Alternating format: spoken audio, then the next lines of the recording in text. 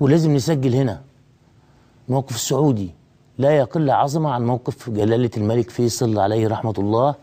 حكيم العرب الملك فيصل ده في وقفته في 73 في البترول.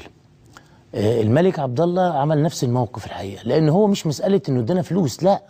لا هو واخد الحكاية على قلبه، وتكلف الملك الأمير سعود الفيصل بأنه يقول للعالم كله إن ده مش انقلاب، إن ده يقول للعالم الحقيقة إن ده شعب خرج ضد حكم استبدادي. مش عايز اضطر لاستخدام، انا كنت قلت لكم قبل كده ان احنا عايزين نستخدم الفاظ خارجه شويه، لكن مش عايز استخدم الفاظ انا كنت بقول على ان الملك عبد الله مش مساله انه ادانا فلوس، مساله انه واخدها على قلبه، وكلف الملك سعود انه الامير سعود انه يطلع بره ويقول للعالم ويتكلم. هنا ده موقف العرب الاشقاء، وده موقف السعوديه اللي احنا نعرفه طول عمرنا. الذي له كل تقدير واحترام السيد وزير الخارجيه السعودي سعود الفيصل، اللي وزير داخليه بقى له اكتر من 40 سنه،